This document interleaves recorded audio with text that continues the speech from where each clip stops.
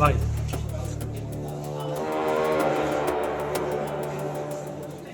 আমাদের দেশে কিন্তু অনেক সীমাবদ্ধতা।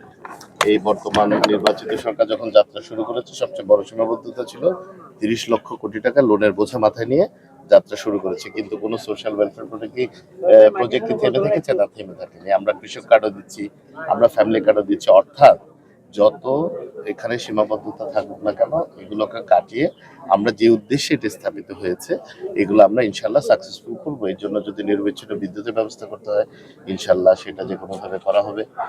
যদি ইন্টারনেট, হাই স্পিড ইন্টারনেটের ব্যবস্থা করতে হয়, এখন অনেক প্রযুক্তি এসছে, সেটাও করা হবে। কথা হচ্ছে সীমাবদ্ধতা থাকবে না এটা বলা যাবে না, সীমাবদ্ধতা থাকবে।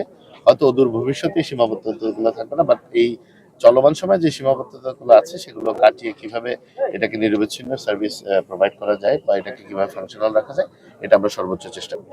আপনি জানেন পৃথিবী ইন্টারন্যাশনাল গ্লোবাল পাথওয়েতে এখন বাংলাদেশের একটা ডাইরেক্ট অ্যাক্সেস হবে। আগে আমরা যতটুকু ওয়েদার ফোরকাস্ট করতে পারতাম, যেটা আমাদের নাবিক সহ জেলে সবারই লাগতো, বাট বিশেষ করে যারা ওয়েদার নির্ভর কার্যক্রম করেন তাদের জন্য সবচেয়ে বেশি লাগে। তো এদিক দিয়ে আমরা একটা কাটিং এজ টেকনোলজিতে আমরা ইন্ট্রোডিউস হয়েছি, যেখানে আমরা এটা অ্যাভেল করতে পারবো এই সার্ভিসটা। এছাড়াও বিভিন্ন ধরনের তথ্যপাত্র যেগুলো আগে আমাদের থেকে শুধু নিয়ে যেত, এখন আমরা আবার গ্রহণ করার একটা সুযোগ এসেছে। তা আমি বিশ্বাস করি প্রতিটি সেক্টরে যার যেখানে দরকার এই ইনফরমেশনগুলো ইউজ করে, ব্যবহার করে জনগণের স্বার্থে, জনগণের পক্ষে এবং দেশের পক্ষে, দেশের স্বার্থে পজিটিভলি ব্যবহার করা হবে। প্রথম একটা ইউনিক স্যাটেলাইট গ্রাউন্ড স্টেশন স্থাপিত হয়েছে চায়না অর্থায়নে। আমরা চট্টগ্রাম বিশ্ববিদ্যালয় এবং চট্টগ্রাম বিশ্ববিদ্যালয় পরিবারের পক্ষ থেকে ওনাদেরকে ধন্যবাদ এবং কৃতজ্ঞতা জানাই। আজকে দুইজন অতিথি এখানে উপস্থিত আছেন, ওনাদেরকে কৃতজ্ঞতা জানিয়ে তোমার প্রশ্নের জবাব দিয়ে আমি চট্টগ্রাম বিশ্ববিদ্যালয় নয় তথা বাংলাদেশের সমস্ত বিশ্ববিদ্যালয়ের ছাত্রছাত্রী এবং যারা এই রিলেটেড গবেষণা করে তারা অনেক বেশি উপকৃত হবে। তারা এখন রিয়েল টাইম ডাটা পাবে। যারা ফিশিং এর সাথে জড়িত আছে তারা কোন জায়গায় ফিশের যে ঘনত্ব বেশি, কোন জায়গায় বর্তমানে জেলেরা গেলে ফিশিংটা করতে পারবে সেই ডাটা পাবে।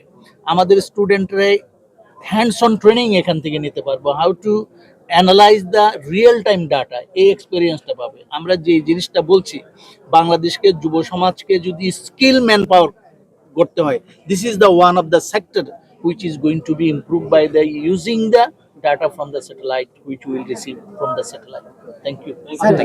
এগ্রিমেন্ট স্বাক্ষর করে এবং সেই কাজ 2025 সালের 26শে মার্চ শুরু হয়ে আজকে পর্যন্ত আমরা অবকাঠামোগত সফটওয়্যার ইনস্টলেশন এবং অ্যালগরিদম ডেভেলপমেন্টের কাজ সম্পূর্ণ করেছি।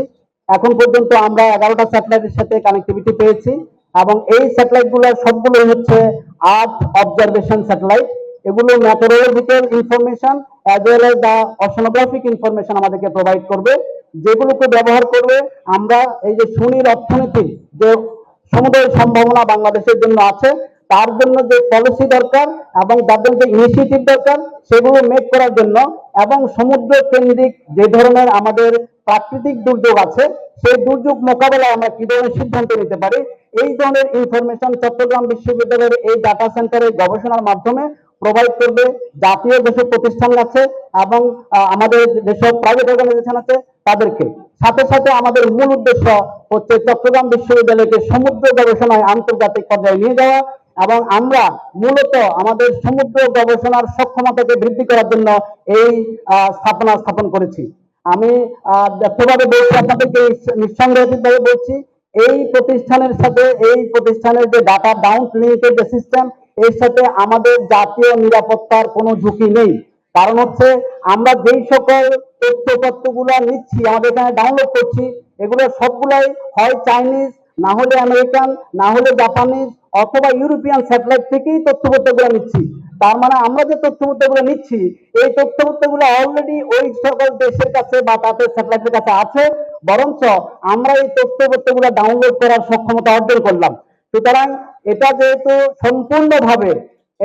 সম্পূর্ণভাবে একটা সিভিলিয়ান এবং রিসার্চ প্রজেক্ট, এর সাথে কোনো ধরনের কমিউনিকেশন স্যাটেলাইট, ডিফেন্স মেকানিজমের সাথে অথবা গোয়েন্দা সংস্থার সাথে কোনো সম্পর্ক নেই। তারপরে হচ্ছে চট্টগ্রাম বিশ্ববিদ্যালয়ের আইন এবং বাংলাদেশের যে আইন আছে এবং যথাযথ যে কর্তৃপক্ষ বিটিআরসির পারমিশন নিয়ে কিন্তু আমরা এটা স্থাপন করেছি, এবং তারা যে রেঞ্জ আমাদেরকে নির্ধারণ করে দিয়েছে ফ্রিকোয়েন্সি, সেই ফ্রিকোয়েন্সির মাধ্যমে মূলত আমরা ডাটা ডাউনলোড করছি।